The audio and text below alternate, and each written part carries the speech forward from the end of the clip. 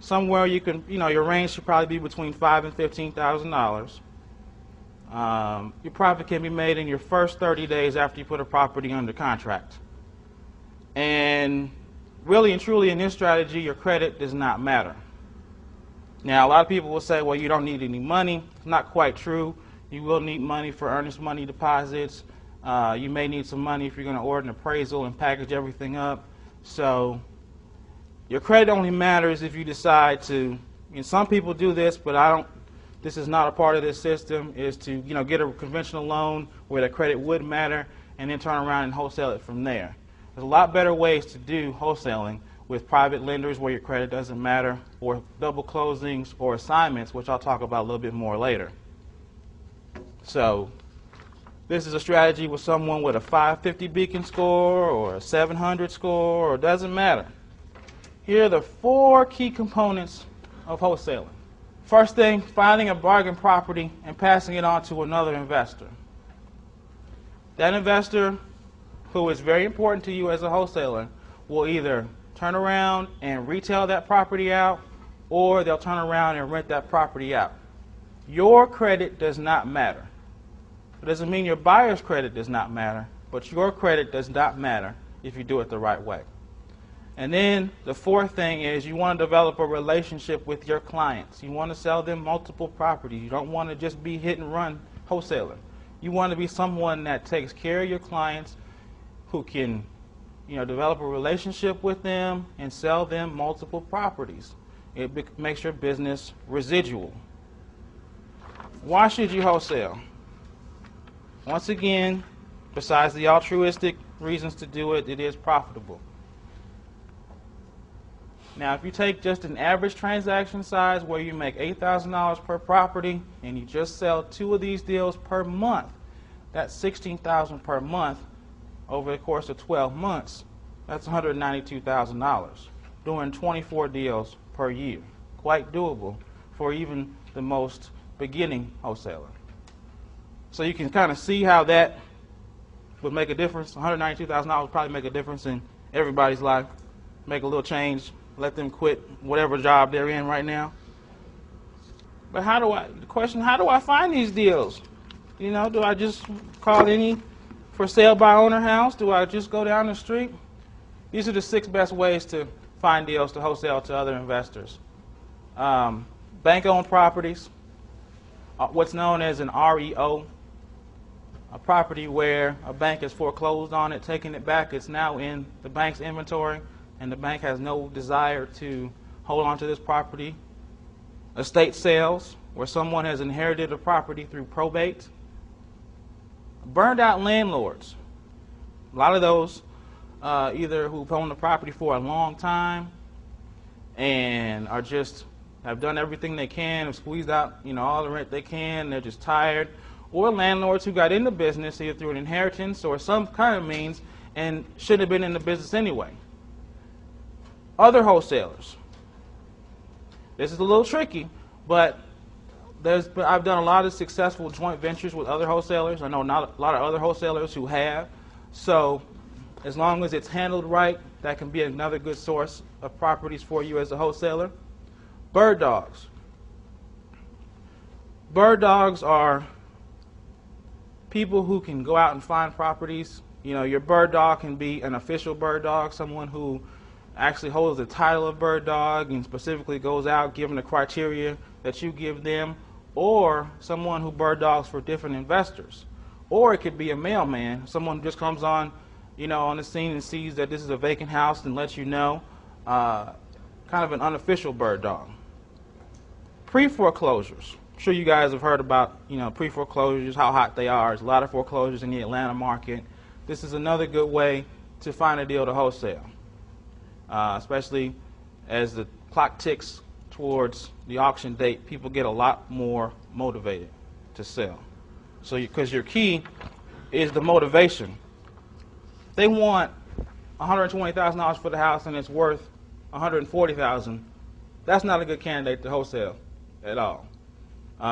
They have no motivation. They don't have a distress in their life, like a foreclosure or a death or a bank who just wants to get rid of the property. So you got to find people who are motivated to get rid of the house. Otherwise, you don't have a deal. But these are the 5 keys to successful wholesale business. Finding the deals. Got to have a property in order to wholesale it. Estimating repairs, working with contractors. You got to find a way to make sure you know that repairs are going to be X. Because if you're marketing this property to a buyer, they're going to want to know how much the repairs are. And you want to know going in, because that's a big part of your formula looking at buying or looking at wholesaling a house, is you got to know how much it's going to cost to fix it. Because most of these houses that you're going to wholesale are going to be houses that need some type of fix up.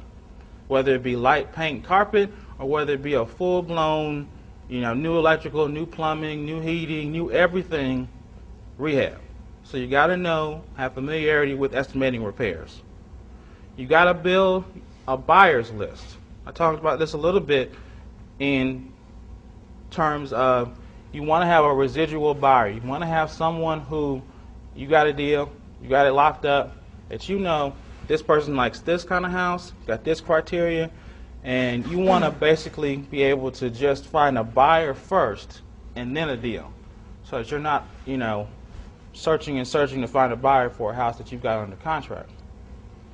Then you want to have relationships. Can't emphasize how important relationships are.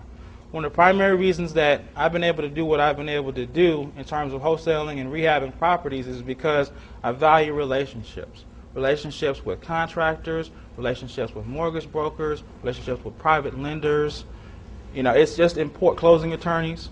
It's important that you've developed these relationships, otherwise you have no business. And then, of course, you want to have a proven system for doing business. You don't want to always be kind of reinventing the wheel or kind of struggling to figure out this deal with this deal. You want to have a cookie cutter formula in order to wholesale and be successful. 6 ways to find your wholesale buyers. Ads, signs, RIA groups, the church, financial planners like this guy in the back, word of mouth, reputation. You want to make sure that you have as many ways to build your buyers list as possible, because this is the key to your gold mine, is the buyers list. You want to make sure that you run ads, you've seen them, handyman special, signs, investment properties for sale.